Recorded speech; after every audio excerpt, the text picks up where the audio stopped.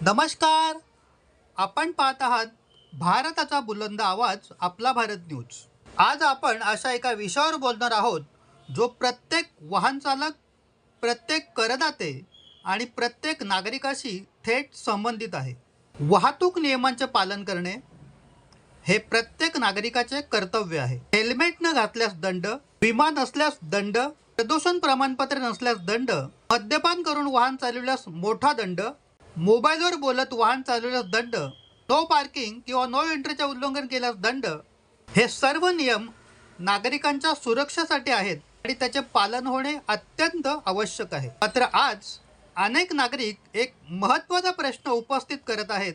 जर रस्त्यावर मोठमोठे खड्डे असतील, महिनोमहिने ट्रॅफिक सिग्नल बंद असतील, फुटपाथ अतिक्रमणामुळे पादचाऱ्यांना रस्त्यावर चालावे लागत असेल, रस्त्यावर सांडपाणी वाहत असेल, रस्ते खोदून तसे सोडले जात असतील, रात्री पथदिवे बंद असतील, अशा परिस्थितीत जबाबदार कोण? सोशल मीडियावर याच प्रश्नाची जोरदार चर्चा सुरू आहे. नागरिकांचे म्हणणे आहे, वाहतूक नियम मोडल्यास दंड तात्काळ होतो. सार्वजनिक सुविधांमधील त्रुटींसाठी संबंधित यंत्रणावर तितकी कठोर आणि वेळेवर कारवाई होते का?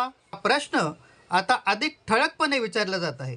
कायदा तज्ज्ञांचे म्हणणे आहे, रस्त्यांची सुरक्षितता, खड्डे वेळेत बुजवणे, ट्रॅफिक सिग्नल कार्यरत ठेवणे, अतिक्रमणावर कारवाई करणे आणि सार्वजनिक सुविधा व्यवस्थित ठेवणे ही संबंधित स्थानिक स्वराज्य संस्था, सार्वजनिक बांधकाम विभाग आणि इतर संबंधित यंत्रणांची जबाबदारी आहे. महत्त्वाचे म्हणजे विविध न्यायालयांनी वेळोवेळी रस्त्यांची दुरावस्था, खड्डे आणि सार्वजनिक सुरक्षेच्या प्रश्नावर प्रशासनाला फटकारले आहे. काही प्रकरणांमध्ये निष्काळजीपणाबद्दल नुकसान भरपाईचे आदेशही देण्यात आले आहेत.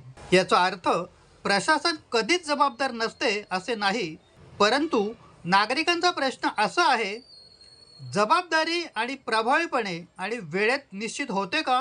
लोकशाहीत जबाबदारी दोन्ही बाजूने असली पाहिजे. नागरिकांनी नियम पाळले पाहिजेत आणि प्रशासनाने सुरक्षित, स्वच्छ आणि व्यवस्थित सार्वजनिक सुविधा उपलब्ध करून दिल्या पाहिजेत. तेव्हाच अपघात कमी होतील, जीव वाचतील आणि नागरिकांचा प्रशासनावरील विश्वास अधिक दृढ होईल. या विषयावर तुमचे मत काय?